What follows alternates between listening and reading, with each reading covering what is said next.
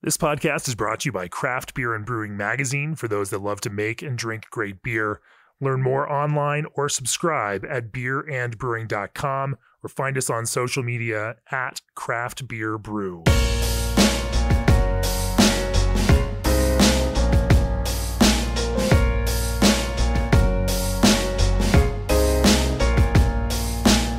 Podcast episode 267, the Craft Beer and Brewing podcast. For the next couple Tuesday episodes, I've reached out to recent gold medal winners at the Great American Beer Festival to talk about the creative and technical decisions behind their winning beers.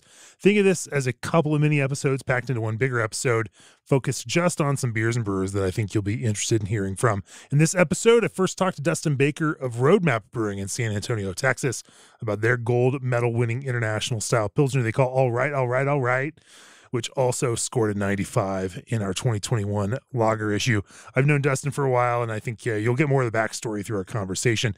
Then I turned to Adrian Garrett, head brewer for Precarious Beer Project in Colonial Williamsburg, Virginia, for a conversation about their gold medal winner in the experimental IPA category, the Cold IPA Polar Bear's Toenails.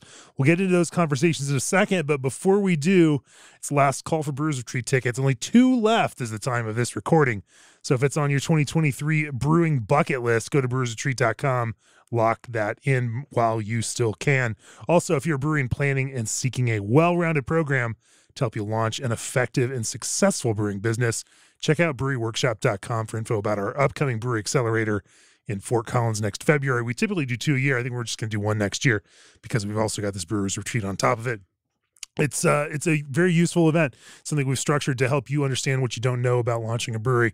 And we pull in some really talented and smart people into big conversations that'll help you learn what you need to know to effectively launch a brewery.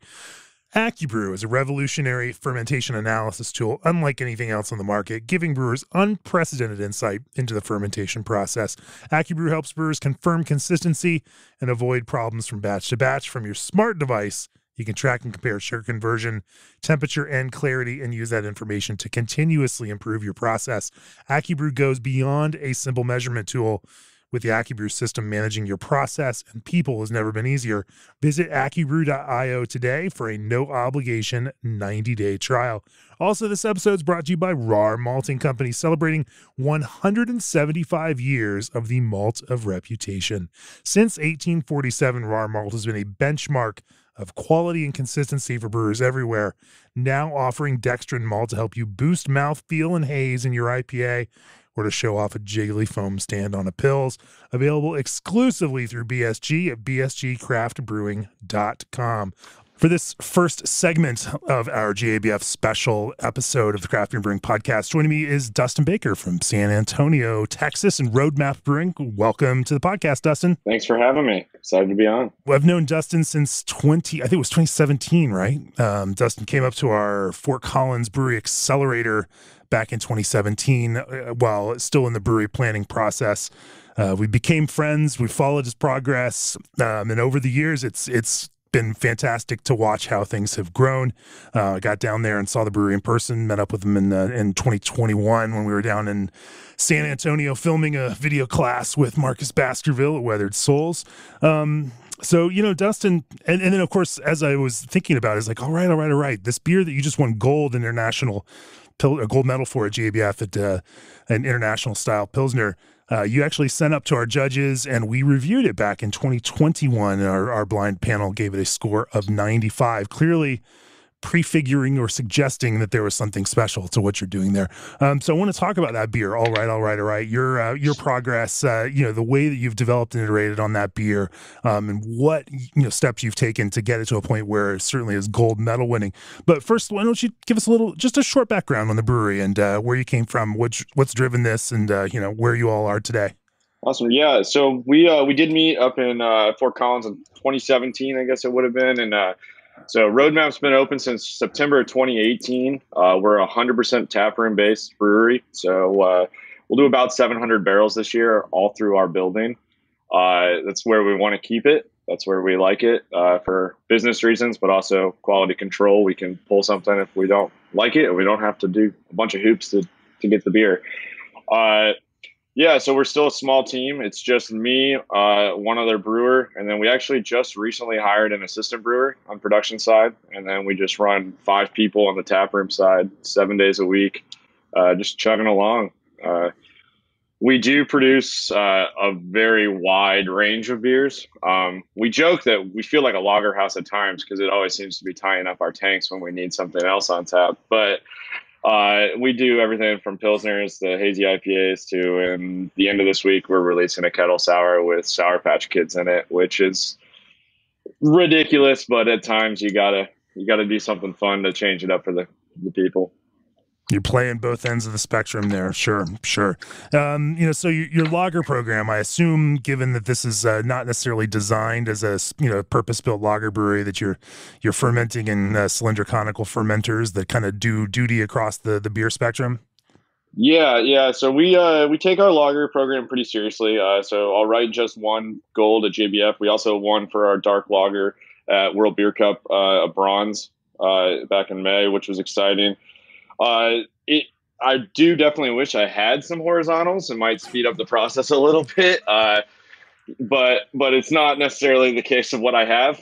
So we usually try to go very slow and take our time with them as much as possible. All right. Our Pilsner is actually the only beer that we double brew at the moment because of the turn time taking so long. We sell through it much faster than we can produce it. So that is the only beer that we're currently double brewing. Actually, as of right now, at this moment, Daniel's downstairs brewing the second batch of today's brew. Amazing. So you've got, you're in lager country there in Texas and San Antonio. There's a number of fantastic award-winning, medal-winning lager brewers around there. Of course, just an hour away up in Austin, you've got ABGB, you've got Altstadt, you've got Live Oak. I mean, there's just, real ale, tons and tons of fantastic lager breweries in that part of Texas that you're in. So then setting out to make lager in a compelling way, number one, you had great inspiration, but number two, you also have a lot of competition and you got to keep up. Talk to me about the creative process that went in as you decided to, start creating a Pilsner that was going to become a kind of, I wouldn't, maybe not a core or flagship, but a significant part of your lager offering for Roadmap. Yeah, it is very much a flagship. We have it on year round. It's our top selling beer by a pretty wide margin. Wow.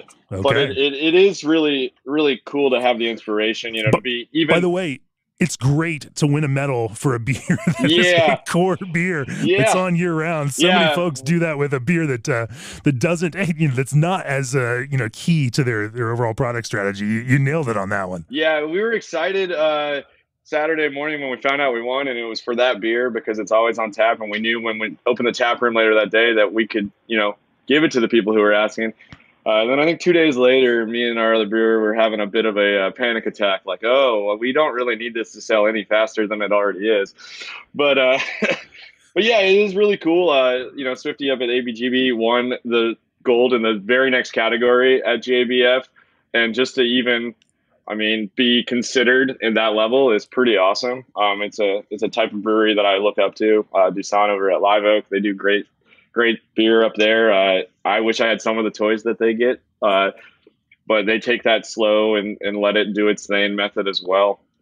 For us, I think there's no coincidence that all these great lager breweries are in South Texas because it just fits the heat, it fits the culture, it fits the environment of the beer scene down here so perfectly.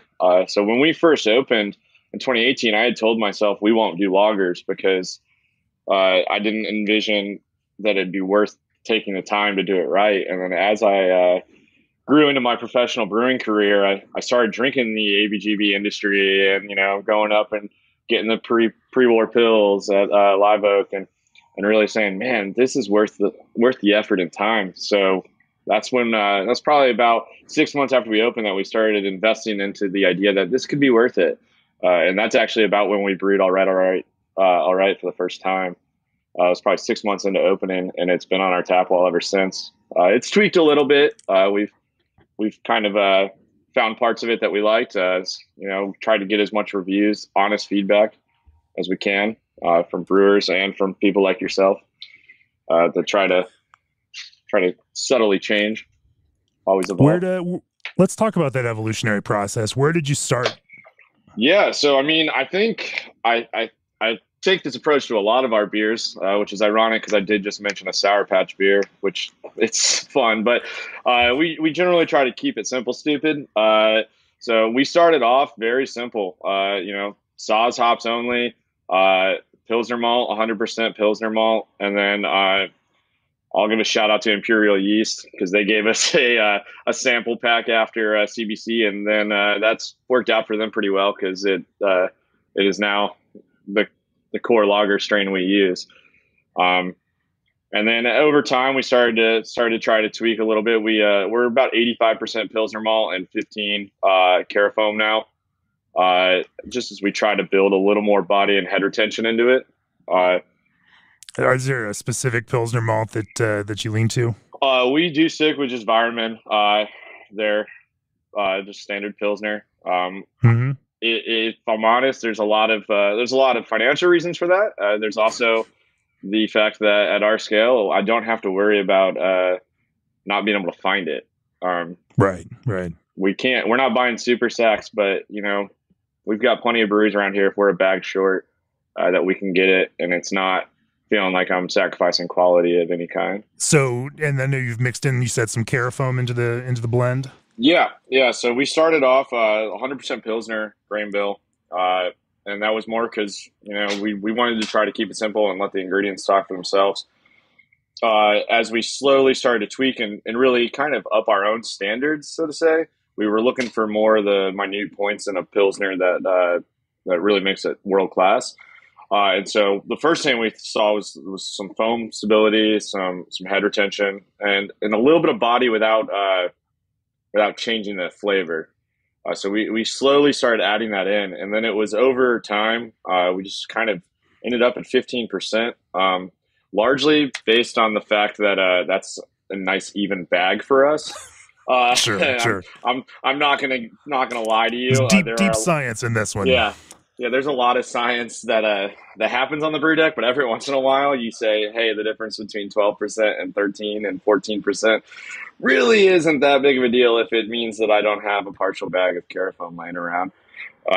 So yeah, we slowly moved it up there. I know some of this, right? Some of this, is problem solving, right? Because there are other, you can take some other steps to do that. You could use, more complex mash regimen potentially, going through that to achieve that. But of course, you also have some equipment constraints with brewhouse. Yeah, we're pretty constricted on the brewhouse side. It's a single infusion mash, so. We can't do a lot of the other things we would love to do, so we have to play with the toys that we're given. And so we immediately went to the grain itself. We mash at 152, and then bring it up slightly with a sparge. But again, if I had a steam jacketed mash tun, I'd love to do steps. We've never done a decoction mash. Again, that's largely because of equipment restraints. We theoretically could.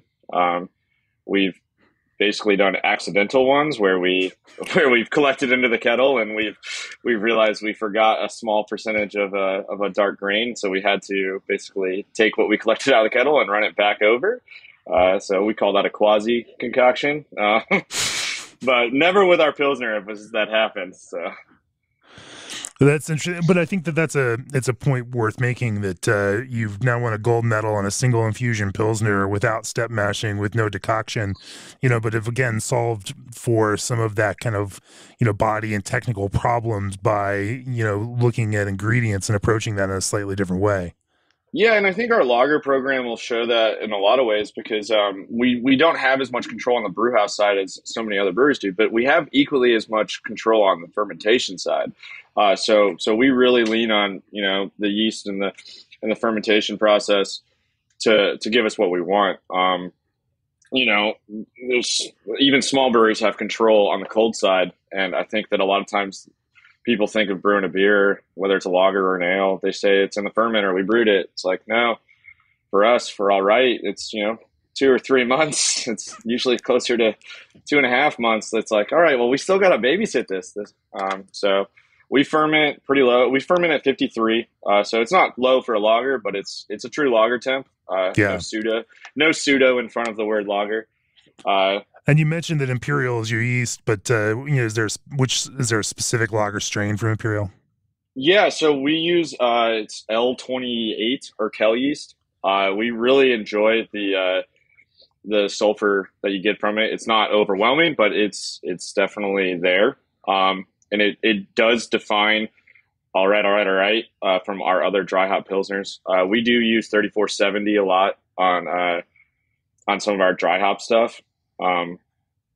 Largely because we don't want that sulfur coming through. We want the hops to speak in that beer. But all right is really all about letting the yeast characteristic play out, clean up, and we don't want to mask it. We don't want to hide it with other stuff. Sure. So before we get into that more deeper into fermentation, let's hot side hopping regimen, pretty standard. Yeah, it's pretty standard. I mentioned earlier that we used to do 100% saws, and then again, there's parts of running a commercial brewery. Many of your listeners know that you kind of can't do what you do as a home brewer or what. So now we do bitter with Magnum, and then we do a whirlpool of saw. We hit, theoretical Whirlpool. 24. Yeah. Whirlpool. Okay. Yeah. You ever heard of that? That's crazy. I never heard that word before on a podcast. Sure. But why, for a Pilsner like this, why push everything back into the whirlpool instead of grabbing, additions further up? Largely because we didn't want to lose any of the sauce characteristics. And then we lean on Magnum to do all the bitterness. It is lightly bittered. I mean, it's theoretically 24 IBUs. Yeah. I'm a big guy on theoretical IBUs because I think that it's a statistic that beer consumers get a little too caught up on. Sure. So then you're hitting your bitterness numbers on the top, and then that kind of sauce comes in the whirlpool, in a kind of a smaller dose, just to kind of give it some character and flavor. It can't be a significant amount of sauce then. No, it's like what equates to about 2 pounds, depending on the alpha acids. And then it's like a less than a pound of Magnum at the top and we're a 7-barrel brew house. We usually, on a single turn, we'll yield around 8.5 out of the kettle for that beer. And then we'd like to yield at least 7 barrels out of the fermenter. Sure. But So then let's talk about that fermentation process. You ferment at 53. You keep it pretty cold in a typical traditional lager fermentation. But you're also still working with the cylinder conicals that you have. What does that fermentation typically look like, and where are some of the problem or pain or caution points that you all pay a lot of attention to through that fermentation process, where stuff is happening, you've got to be more careful and attentive to it? Yeah, I mean, I think the great lagers can be brewed in any tank. I think ABGB is great proof of that. Oh, hell yeah. Yeah. And we really try to focus on the minute points. And that's, the start of fermentation will knock out as close to 53 as we can. We're usually around 55 pitched yeast. You generally know that when you walk by that fermenter with that particular yeast strain, that it's picking off pretty well because it's going to smell very sulfuric right at the beginning. So our noses will generally tell us when it's time to get like a true second gravity reading on it a couple days in. We generally will ferment about 10 days before we feel that we need to really be concerned at that point. And then at 50, when we're about 1.5 degrees to 2 degrees from expected terminal gravity, we'll start bumping it up in temp all the way up to 60. It rarely ever gets there, if I'm honest, but but that's what we put on our control panel. It usually gets up to around 57, 58. And that's really, we're just concerned about any diacetyl. We want to clean that up. I think a lot of times people forget to do that, and they just crash, or they set on a tight schedule. It's very tough when you're a production brewery, but we let the yeast tell us when it's time to bump, not the calendar. and that's just about getting gravity readings, understanding your beer. We like to finish around 1.8, 2 Plato, and it starts around 10.7. So in those 10 days, it'll jump down to like 3 Plato pretty quickly, and then we'll bump it up for about 4 days till we feel that it's past, sensory testing. Sure. And then we'll slowly crash it down to 40, and it sits there for 8 to 10 weeks. 10 weeks if I have my way. 8 weeks if the taproom manager has his way, because we need it on tap. What's the difference? I mean, obviously you're a small brewery brewing small batches of this stuff, and the thought of brewing lager like that on a 7-barrel system and letting it then sit in tanks for 8 to 10 weeks, I mean, just sounds like, to borrow the Jester King term, commercial suicide. There has to be a reason for letting it tie up your equipment for that kind of time. And I'm sure I guess you've tasted it at 4 weeks, you've tasted it at 6 weeks. What is the beer then, as it conditions, how does it change, in that kind of extended time? Yeah, we really see it's clean up its sulfur quite a bit, which is kind of interesting that late into the game, but it cleans it up quite a bit to where it's like... and there's not a lot of yeast left in the, in the beer at that point either. You've already pulled yeast off of it. Yeah, and I think any yeast is a lot of yeast. Anyone who puts who's bottle conditioned anything wrong way or something knows that yeast can still operate. We do also, I guess I've mentioned... when we bump it up in temp for the diacetyl rest, we do also spund it at that point. There's a couple reasons. One, to try to help with carbonation practices on the backside. But then it also is free CO2. Yeah. It's nice when you can get things that have that word free in front of it when you're operating a brewery. But yeah, I mean, it really does clean up quite a bit. There is times, I won't lie, that there is probably some ego involved where I say this is a 10-week lager, and if you taste it at 7, it probably would pass all sensory tasting. But I can tell you pretty confidently that 4 weeks in, that beer does not taste the same. And then it's certainly that particular yeast. I just talked Imperial up a lot, but we do have clarity problems with it sometimes. And we do not filter. Well, we cannot filter. We don't have one. So making sure that all that yeast does have time to drop out. It would be nice to have, in theory, have a horizontal to be able to speed that process up. But even then, I mean, the difference in taste from 4 to 7 is very difficult to communicate through headphones without having a glass in front of you. But there is one, trust me. What if you try to stretch your language here? Like how would you describe it? The sensory, like even the feel, because it may not even be a flavor piece as much as it's just kind of a a textural kind of piece. I mean, it's kind of it's a little grainy almost, a little it's just green is definitely a word we use. It's just it's green. It's there. Right. But it's you want some of that bready characteristic, but you also don't want that sweetness of bread. So just making sure that has time to clean up. I know that wasn't very podcast worthy, but that's the truth. All right. That's all right. Yeah. Sorry. I had to get at least one dad joke. No, I was super excited that Chris Williams, when he read the results, said the gold medal goes to all right. So maybe Matthew McConaughey, an hour north of us, saw it. And how do you finish the beer then at that end of fermentation? Do you need to, does that spunding produce enough carbonation? Do you bump it up? And then are there any other steps that you take then to kind of polish and finish the beer? Yeah, so we do generally get quite a bit of carbonation out of that spunding, which is fantastic for a lot of reasons. One, we believe it's just better bubbles. But then we transfer extremely slow. So when we transfer into our bright, we take our time. We kind of have a phrase that we spent 8 weeks on this. We can wait 8 more hours. So it's not an 8-hour transfer, don't get me wrong. Thank God, no. No. 7-barrel take, 8 hours. Oof. No. But we do. It is a whole day when we transfer 15 barrels over into our bright tank. But then we will put a little bit of gas onto it. We try to keep as much of the head pressure during transfer as possible. We'll put a little bit of gas after we check it with the ZOM. We usually have to put a little bit more. We're usually at like 2.2 when we get into the bright tank. We want it to be at 2.5, 2.55. We have not. We do package it. We do package it into.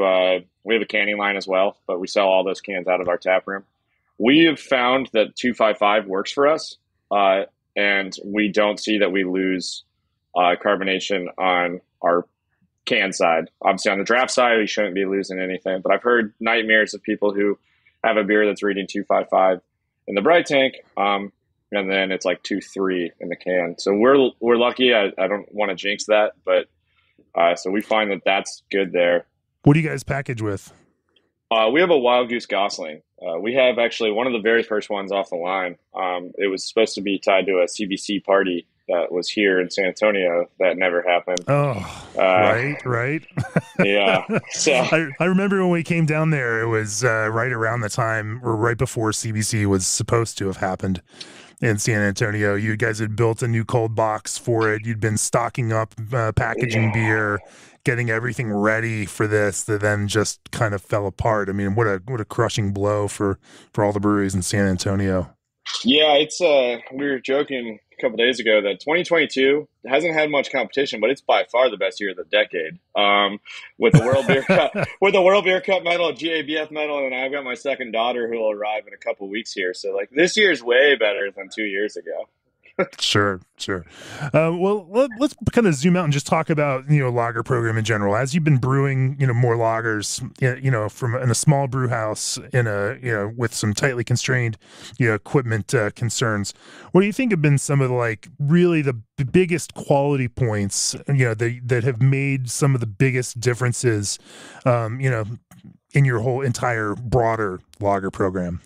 Yeah, I mean, I think that it definitely applies to our lager program mostly, but in general, our brewery is just know your own constraints. So we talked about I can't do step mashes, so I have to work with what I got. We found that focusing on quality ingredients and fresher ingredients, and not trying to save a couple pennies, really makes a difference in the final product. And I will say yeast is one of those ingredients, obviously. So you talk with a lot of brewers who say yeast is so expensive, but you need the proper yeast pitch to be able to get it. We unfortunately don't have the ability due to scheduling that we get to reuse a lot of yeast, but our Pilsner yeast, we do go 4 or 5 gins deep on. We try to get cell counts on it as much as we can, but there is some time constraints at times. How do you then pitch? Are you weight, volume? What's the methodology there? So we're going by weight into a brink, and then we will actually, anytime we do a 15 barrel batch, we brew a 1 barrel batch of it 2 days before, and then we pitch that brink into the 1 barrel fermenter, let it go 2 days, try to get it as much close to high crowds as possible, and then we rack that onto the 15 barrels. So kind of saves us some time, money to be able to propagate our own yeast in-house here. But again, that's the toys we have. We have a 1 barrel system that we get to use. So if you have anything like that, I highly recommend trying to get creative with what you have. What a pain in the ass process, Dustin, to go brew a 1 barrel batch just for your yeast prop and then step that up to, it's not God bless you. God bless you. That's all we're doing that day. It's generally on a packaging day. It's in the background. We're brewing a 1 barrel batch of all right. And then we do that on a Friday. And then it's a perfect example. And then we'll come in on Monday and we'll do the double batch. There's a lot of things that we do here that don't make sense to an outsider. I'll say that. But it is, sometimes it's nice to get some feedback from GABF or from you guys or anyone that says, hey, these things, they make a difference sometimes. So For sure. For sure. Well, hey, whatever you're doing is working clearly with medals, both a World Beer Cup and GABF to show for it. And of course, a gold medal in international style Yeah. Pilsner for all right. All right. Hey, congrats on that. Thanks for joining me for this little segment of the podcast. It's always great to see you, and it's great to talk about how that process has been working for you. Yeah, thanks for having me. Well, I can't wait to see what you come up with next as this small little lager program continues to gain more legs. Thank you. Yeah, cheers. Cheers. Up next, we'll talk about cold IPA, but first, balancing barley and hops is your expertise. Food grade lubricant is theirs. When it comes to what you do, you're an expert. And when it comes to supplying food grade lubricants backed by service-oriented professionals, Clarion Lubricants are the experts. They'll work with you to create an efficient lubrication program that helps protect your operation. To learn more, visit clarionlubricants.com/food grade. Clarion Lubricants, the experts that experts trust. For this second segment of our GABF Gold episode, joining me from Virginia is Adrian Garrett, head brewer for Precarious Beer Project. Welcome to the podcast, Adrian. Thanks very much, my friend. I'm stoked to be here. You guys have been sending us some beer this year, and so we grew more familiar with Precarious and have been impressed with what you all are doing. So you were already kind of on the radar, and then I saw at that GABF medal ceremony a couple weeks ago that you guys won a gold medal for Polar Bear's Toes, a cold IPA. And I thought, you know what? It'd be fun to talk to you guys about how you are pushing in this quote unquote experimental IPA category. Doesn't really seem that experimental, but hey, you enter the right beer in the right category and you can you find a way to win. You're right. You're right. And, and the beers that I've had from you guys have definitely pushed that kind of creative spectrum. You all are figuring out brewing creatively across a number of different styles and not afraid to take some chances. So I thought it might be interesting to hop on this conversation and get an idea about how you all decided to design and build and brew and package a compelling cold IPA. So talk to me a little bit about this process behind it. What got you thinking about cold IPA, and where'd you start looking at inspiration for how you were going to design a recipe for yourselves? Yeah, absolutely. So the cold IPA kind of came about. I think we were looking for something that, like I said, we're always pushing the boundaries, or like you had said, we're trying to push the boundaries and be creative. And for a long time, I had worked in a production facility where I had set recipes and things, and like Precarious kind of allowed me to take the muzzle off and really get crazy. Where'd you work before this? I worked for Aleworks Brewing Company, another brewery here in Williamsburg, Virginia. Sure, and they're great. I have a lot of respect for them, and I wouldn't be where I am right now without great brewmasters that taught me. You know what I mean? So big shout out to Jeff Logan. Pumpkin beer. Yeah, exactly. A great one too. Yeah. Sure. I don't do any pumpkin beers now for that reason, but yeah.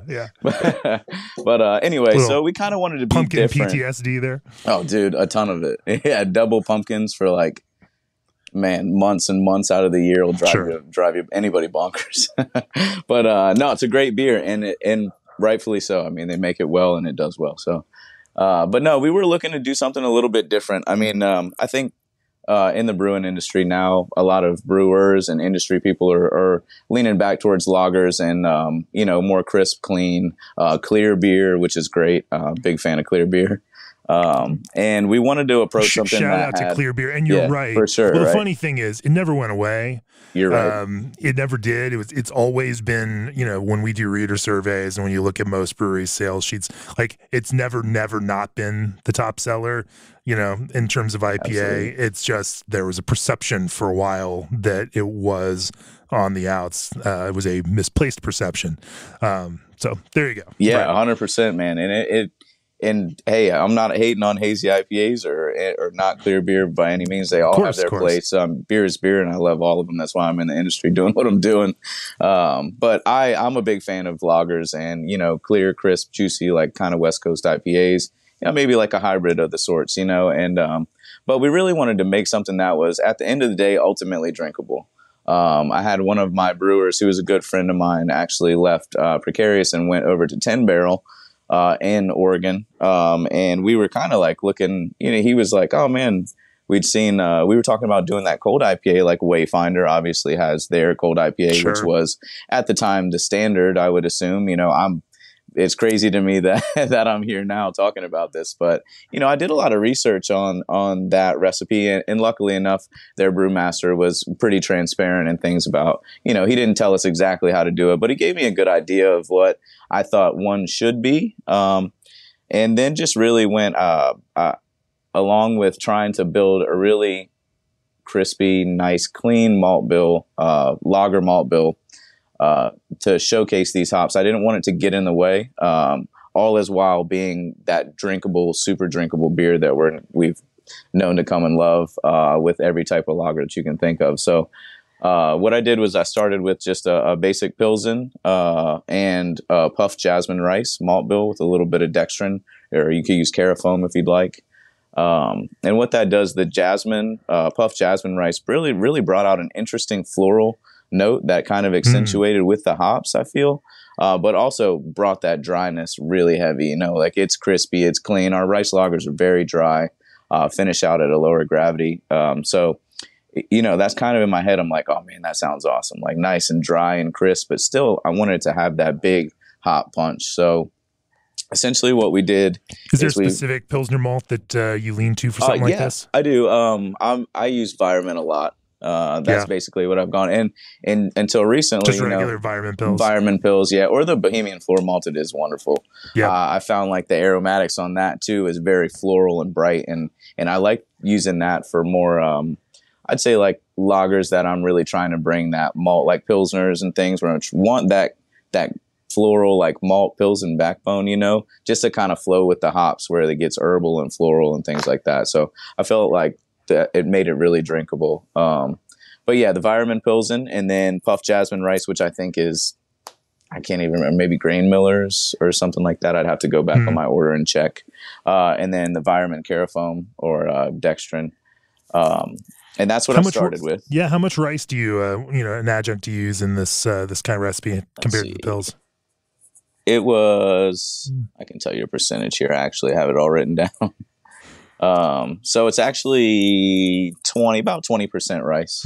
Yeah, anywhere from 20 to 25 is what I was trying to stick with. And I tend to do that essentially for my rice lagers anyway. So, which is my favorite style of lager. So again, I was kind of feeling very comfortable with going forward with the style, of cold IPA or experimental IPA. And then just a touch of, like I said, the carafoam or dextrin, which is about just 4%. And the rest, 76% is the Pilsen. Yeah, I know Kevin and Wayfinder. I mean, their big point about cold IPA is that adjunct is necessary. Right.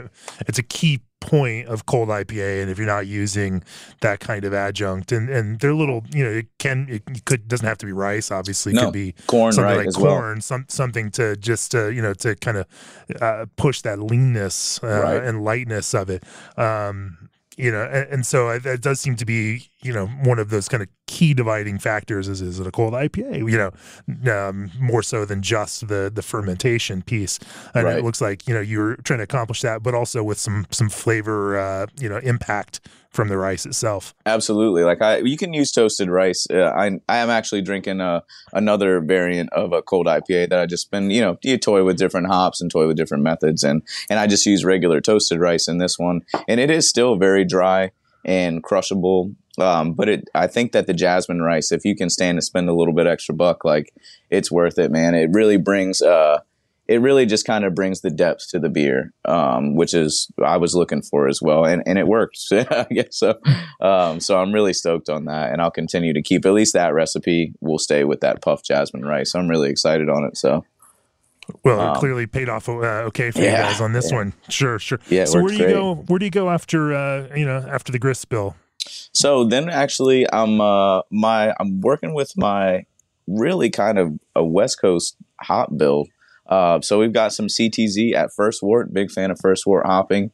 If I'm going to add a 60-minute addition, it's just a First Wort addition. That longer amount of time that it gets to steep without that really volatile breakup of throwing it in at 212 really helps to make a more well-rounded bitter beer.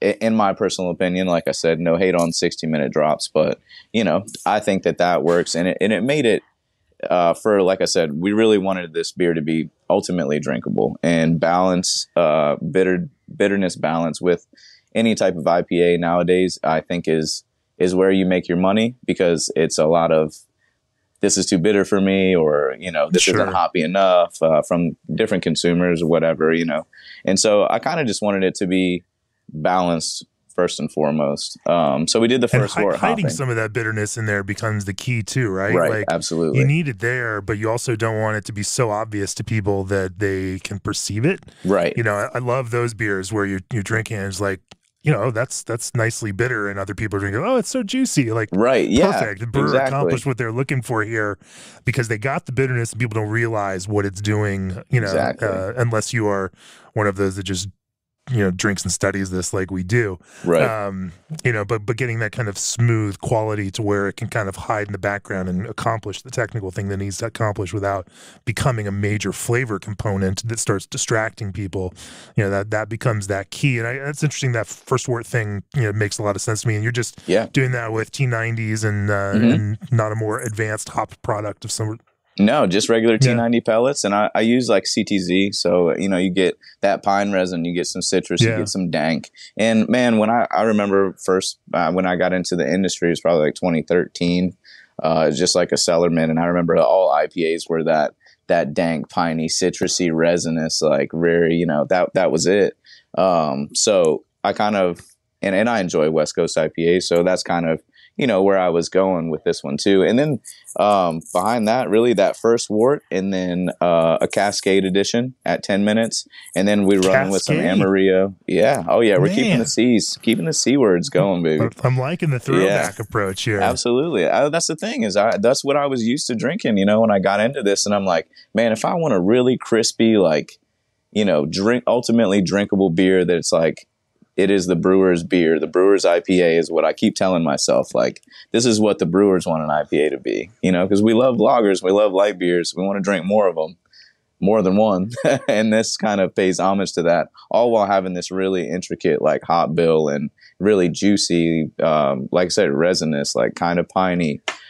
So it's fun, man. It's fitting. It fits that kind of Kevin Davey, more West Coast than West Coast ideal. Right.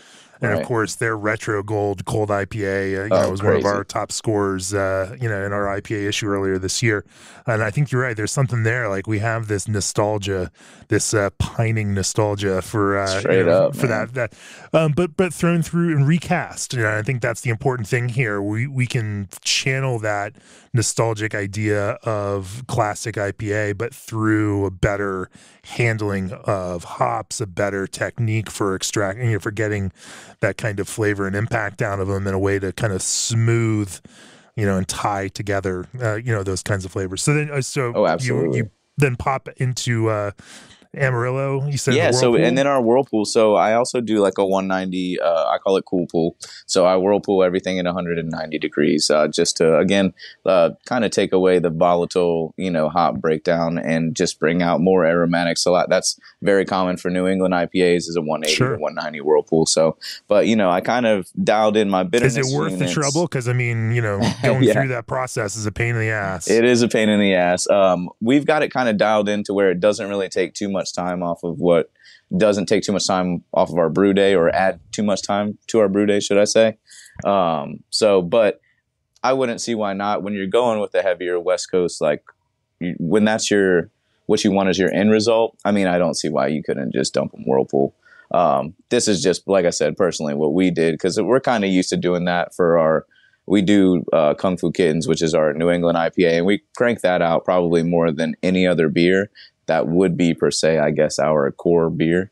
So the guys are super used to doing 190 cool pool, and they'll just, hey man, if I throw it on the brew sheet, they're like, oh, normal, which is great. But for other breweries, I actually just spoke to one of my homies that works at a brewery towards Richmond, and he was trying to work on a New England recipe, and kind of more of a randomly put together brew system, kind of Frankenstein. So I was having to walk him through, like, hey, this is what I do. You could probably do it as well.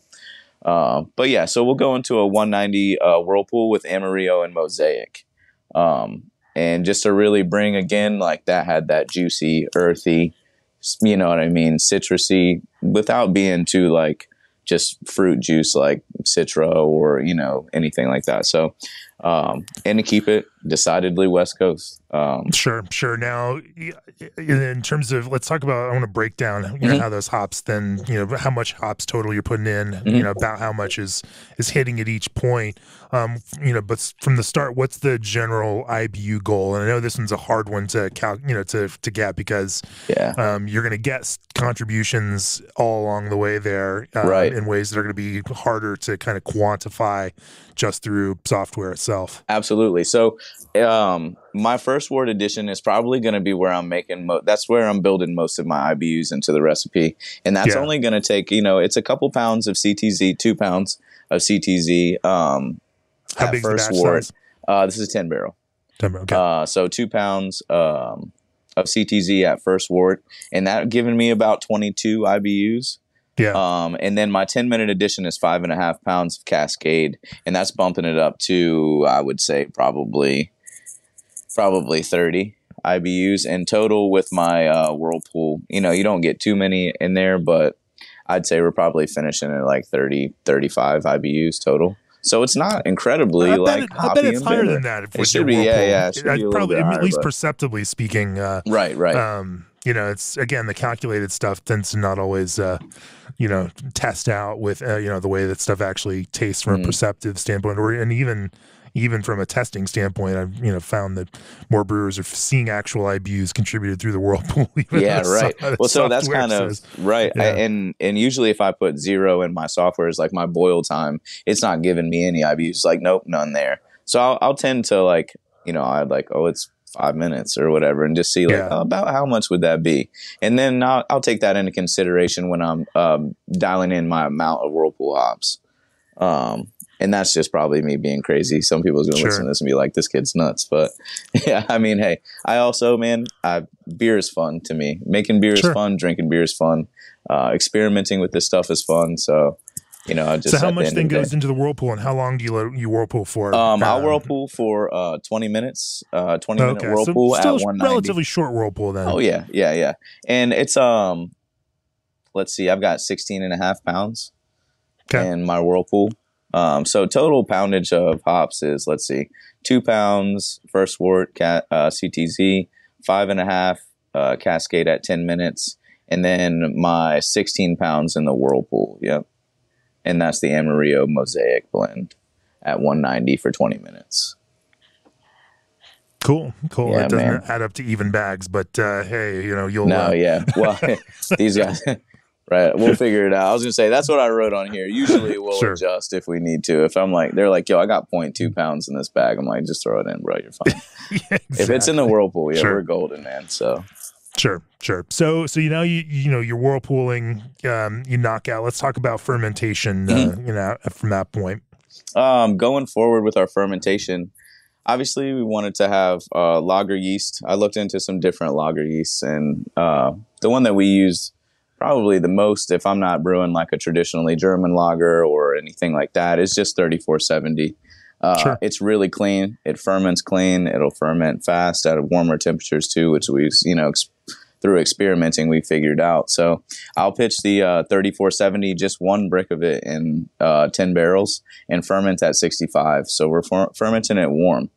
And with that, it rips, man. She takes off pretty quick. And it dries out really, really nice again. So we're looking for that as well, that high attenuation. And I'll get probably 80 to 85% attenuation. So it's, she's doing her thing in there. And then towards my end of fermentation, we will dry hop and bung it once she's done. So we'll just keep, kind of get that bioactivity going in there too towards the end, which I would say is last third. If I'm starting at, let's see, where am I at? Starting at about 15.5 Play-Doh. Around like 4 or 5, we'll go ahead and dry hop that sucker and let it finish it out. And then let that sit for a couple days. Yeah.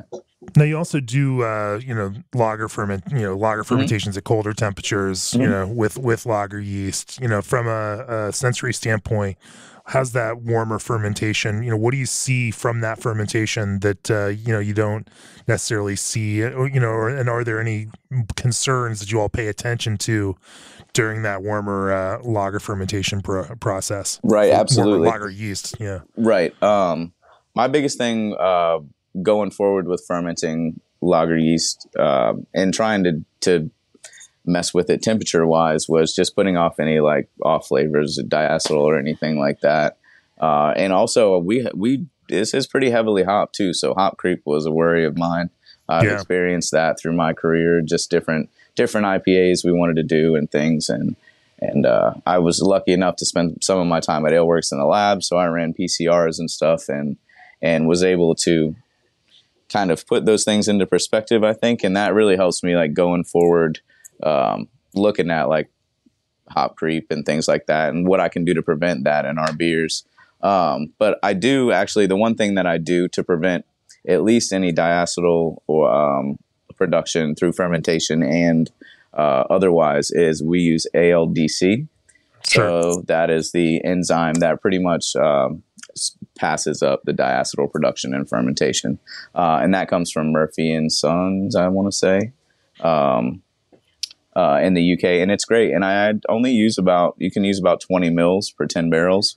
And it comes in a big bottle, so that it's not very expensive. Right.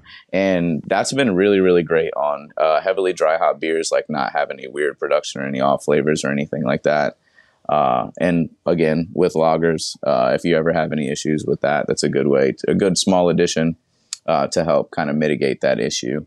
Just an insurance policy, right? Right. As well as I always do, my diacetyl rests and things like that as well. And I tend to let my lagers lager for probably longer than I need to, but hey, clear is good. Well, you're right? fermenting cold IPA at your diacetyl rest temperature. Right, so, exactly. It's weird. Right.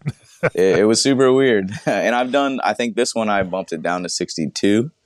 Just a different recipe that we've had. It's called Dipped in Ice. It's a different cold IPA. So, and this one is still, it's incredibly drinkable. I don't get any flavors or anything different than the other one at 65, aside from, I think, obviously 65 ripped a little faster than 62. Sure. But yeah. When you say fast, what does that mean? What's the curve of fermentation look like on that? Oh, man, this thing's probably cranking in less than 2 weeks. I would give it, 10 days. It was ready to rock. It's pretty crazy, yeah. And like I said, I've only gotten to do them a handful of times. I think I've only brewed, this is like the third or fourth time we've done cold IPA. So again, for Polar Bear to go as far as it did and to win, I was just blown away. I knew it was good, but I didn't know it was that good. So I was so stoked. I try to be humble too. Again, I love beer. I love making beer. Sure. There's so much good beer in the industry right now too. It's pretty incredible to be able to even say I made a mark in it is beyond me. So I'm very stoked. Sure. There's not only a lot more players in the world of craft beer, there's also the top of the best producers. That number has gotten bigger and bigger. Well, for sure. Well, let's talk about dry hopping. What's the dry hop look like on this? And of course, you mentioned dry hopping and then bunging the tanks. Is there a method to your dry hopping? No. Essentially, I'll just try to keep it so that the guys aren't having to bust open like bags and pour in the buckets. So just try to keep it as clean as possible. So sure. I'm usually doing like anywhere between 2 and 3 pounds per barrel on my dry hops. Mm-hmm. So for this one is just 2 pounds per barrel. The dry hop is 11 pounds Mosaic, 11 pounds Amarillo. Towards the end of fermentation, and let that bioactivity of the yeast still kind of doing its thing to help break down those hops. And actually, I find that, getting that biotransformation obviously makes that beer so much more punchy and hoppy and brings that dankness. But yeah, so, that's essentially all we've done with this one. At what point then are you dropping that dry hop in? Or, are you a couple points away from, or a point or two away from, my final gravity. Yeah, for sure. So if I'm finishing out, like just for instance, this one's going to start at 15.5 or 16, and it says my estimated final gravity is about 3. So if we're anywhere from like 5.5, 5-ish, and that thing's bloop, bloop, bloop, I'll go ahead and dry hop it, with a slower, steady bubble. I'll go ahead and dry hop, and that'll get it bubbling again. Obviously, you're displacing some of that CO2, moving some of that yeast around. Bubble method. It is the bubble method, man. So you're not necessarily counting yeast cells. Or, nah, man. I'm tasting every day. Okay. I taste every day. Very palate driven brewery. Like I said, I don't claim to be the most scientific brewer in the whole world. And I kind of like that. I always take brewhouse dude. Hey, yeah, we're having fun. And it's, I definitely do a lot of research. I'm not saying I'm not scientific in doing anything. I don't think I would have gotten here had that not been the case. But I do tend to, I tweak my recipes based on how we feel about them. We sit around and drink them and talk about them. And hey, I feel like we could have done this. Hey, I feel like we could have done that. And I pay hyper attention to the beers that are in the tanks every day. Obviously, I'm tasting and seeing about how far they are in fermentation. But, as a rule of thumb with my dry hops, if I'm going to try and do like a bio hopping, it would be, like I'd say, towards this 2/3 of the fermentation is done. Toward that last third, like I said, if I'm finishing at 2.5 to 3, probably 5 Plato, 5.5 Plato, I'm go ahead and drop that dry hop and just finishing out too, because displacing that CO2, moving that yeast, getting that yeast kind of a little bit backed up in suspension some more, and eating those sugars that are left over. That's worked out really well for us, at least with these cold IPAs. And bringing just a single charge of dry hop. Then just one dry hop. Yeah. Did you do any kind of bubbling or recirc or anything like that to get the stuff moving? No, just dry hopped it, put some let it bung itself. You know what I mean? Bung it, let it build up pressure and push those hops down.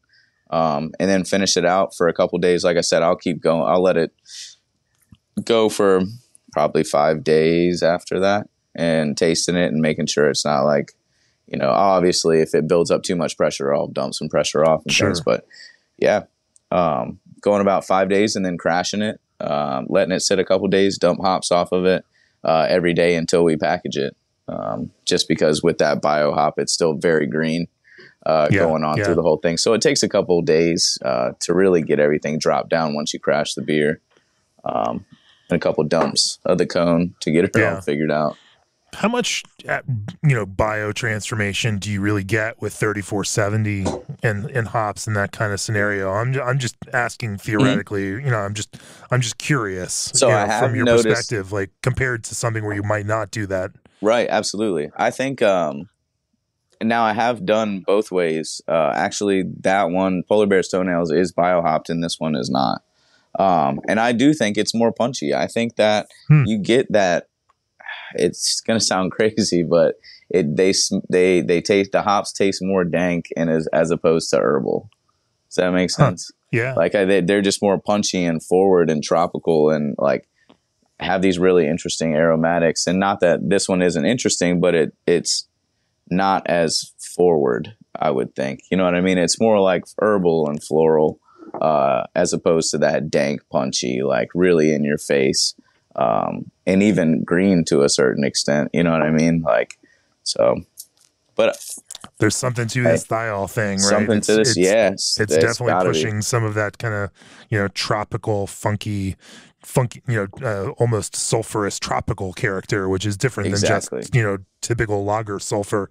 But a lot of those tropical fruits have that kind of sulfur component, funkiness to them, and it kind of pushes it into that direction. If I'm hearing you right. Yeah, absolutely. Cool. The whole thiol thing. Oh, sorry, don't mean to interrupt. No. The whole thiol research is awesome too, man. We've been having a lot of fun playing with different thiolized yeast strains and things too. So that'll hopefully I'll get up on that experimental stage a different way next year. Sure.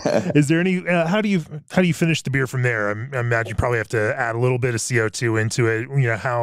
Where do you try to hit for like finished carbonation? Finished carbonation for this, I did want it to be just a tad bit higher than what our normal, or I guess our New England IPAs obviously are a lot softer. But I try to shoot for about 2.65 volumes on damn near everything, unless it's a lager, it's like 2.7.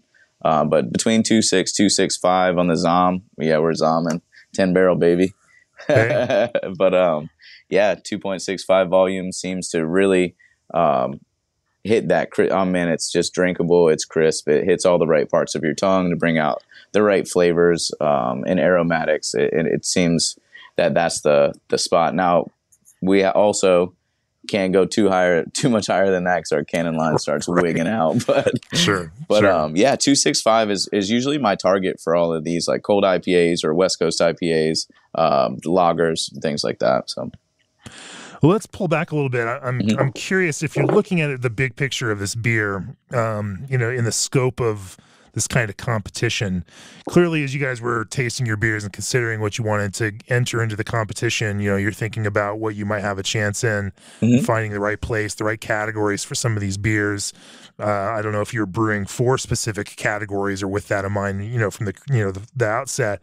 But when you look at it, what do you think some of those key pieces are that define or produce the kind of quality that is elevating that beer, to the point where it was resonating so deeply with, a group of peer professional brewer judges in a competition like this? What do you think some of those key pieces are, that helped it, be successful?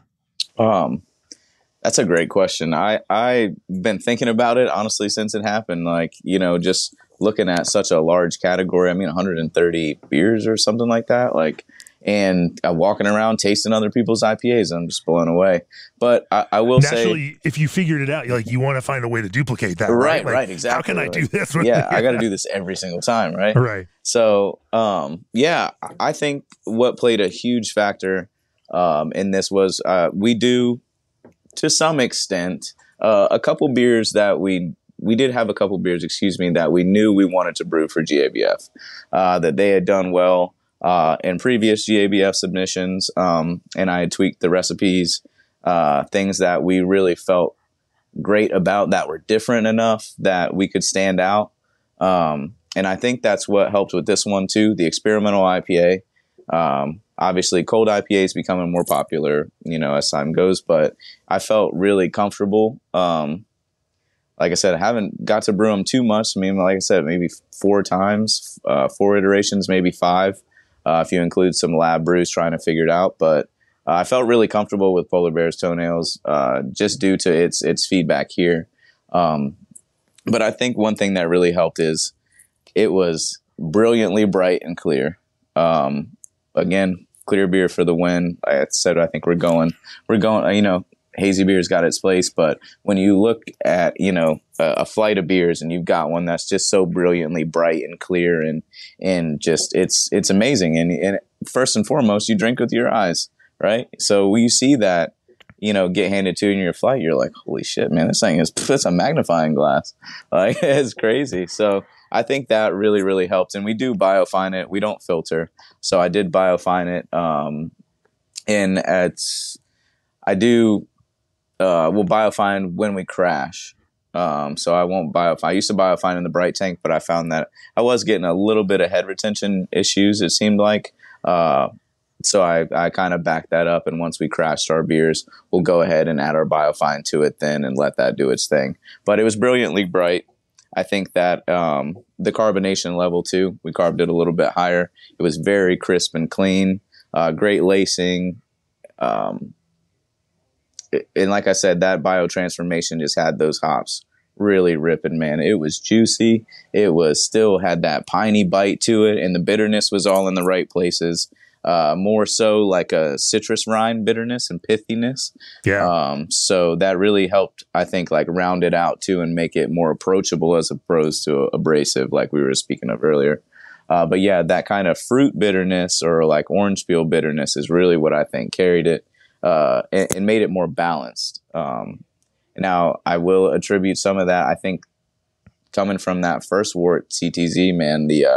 That first wort just made the hops, like you said, it's not so in your face. It's really balanced. You can feel it throughout the whole process. So it's, I think that definitely helped really the balance of the beer. But super bright. It was carbonated really well, nice and crispy. But not too, not like champagne, obviously too effervescent or anything. It was right on the money. And I will say we partnered up with our friends at Port City in Virginia to transport our beer to said competition. They have a cold reefer truck. We kept it up there. I packaged it the day before. We kept it up there cold. We got it to them cold. They kept it cold. They moved it cold. I mean, until it got to Denver, the damn thing was cold. And it was, you know, and with that too, like, I really think that made a world of difference. And shout out to them for making that process of shipping our beers this year and in previous years, great and easy. And I know it takes a lot of work for them to do that, but it makes a difference. And you can see from them too. I mean, they have a great resume of GABF wins, and I think that has something to do with it, man. And not saying that it's hard. It's probably expensive. You know, it's tough to do, but I do think that makes a ton of difference, is just keeping that beer, you know, not having any temperature variations. And once you get it packaged, you know exactly where it's going. It gets there in a timely manner, and so forth. So, yeah, I think that was a big deal this year. Absolutely. That's the last mile right there that makes all the difference in the world. Right. You can make the best beer, but if your packaging isn't on point and the transportation process hammers that beer, then you're not doing yourself any favors. It's tough, man, and that's a hard pill to swallow too. When you know in your heart that you've brewed a great beer, and it's just you're so confident in it too. But no, this time it paid off, because that's how we felt when we packaged the beer. We all, again, we did brew a couple beers for the competition, Polar Bears being one of them. So it was in a nice, timely fashion that we had it done and figured out. But going forward, our other beer that medaled wasn't brewed for competition. It was just honestly the other American lager that we had on. And we really all enjoyed it and wanted to put it in a different category. We had won for some European lagers in the past. And so, why not try an American lager? And it did well. But like I said, for instance, one of them was brewed for competition with that hoppiness. Right. I think that matters. Any type of those hoppy beers, hop forward IPAs or anything, you want those to be as hyper fresh as possible. I mean, that can be a world of difference between you and the next guy. So I think that had, and also just checking our DO levels too. Obviously, DO levels in your canning line. You want to be capping on foam and all those good things that everybody knows to do. It's just, again, being hyper focused on that. And we weighed out all of our cans too, so I'm making sure everything's full to spec and stuff like that. So those are just little things in my mind, technically, that I was looking at going forward. But this is all things that mattered at the end of the day. So sure. Yeah. Well, Adrian, I appreciate you sharing the perspective from Precarious on how you all have brewed this gold-winning cold IPA. Thanks for joining me on the podcast. If people want to learn more about Precarious, where do they find you guys? Man, you can check us out at precariousbeer.com. You can also follow us on our Instagram, Facebook at Precarious Beer. And you can find us here in Colonial Williamsburg. Actually, we're only a street over from Dog Street, which is Duke of Gloucester Street, the famous Colonial Williamsburg walk. Everybody dresses up and does that stuff. But we've got a really cool modern brewery in the middle of a colonial kind of area, so it's fun. We got games. We got quite the juxtaposition right there. Oh, it is. But the visitors, we get visitors from all over, because they come to do the tourist thing, and they just, whether they know that we're here or they stumble upon us, it's a great place to be. And I've tried to build our tap list to, there needs to be something for everybody. I don't want anybody walking out the door because they can't find something to drink. So if you're ever in Colonial Williamsburg, man, stop by and see us. The brewery's right smack basically in the middle of the beer hall. So you guys can come back and say hello or chat it up. Feel free, man. We'd love to have you. You keep winning gold medals like this, we're going to have to make the visit out there. Hey, man, I'm gonna do my best. I'll do my very best. I promise that. Sounds good. Well, thanks for joining me. Cheers. Cheers, friend.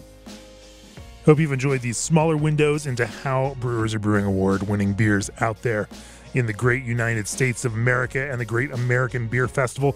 We're going to do this again next week with a couple more conversations with more brewers. Thanks for joining in. AccuBrew is an analytical tool designed to collect and compare the information brewers need to produce consistent results. Since 1847, our malt has been a benchmark of quality and consistency for brewers everywhere. And when it comes to supplying food-grade lubricants backed by service-oriented professionals, Clarion Lubricants are the experts. As always, go to beerbrewing.com, click on that subscribe button, let us know that this content matters to you. Support what we do so we can keep bringing you great conversations like these week after week, year after year. Man, we've been doing it for a while here. Appreciate your support, however you all choose to express that. Catch you next week. Cheers.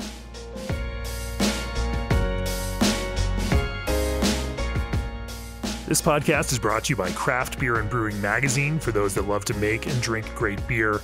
Learn more online or subscribe at beerandbrewing.com or find us on social media at Craft Beer Brew.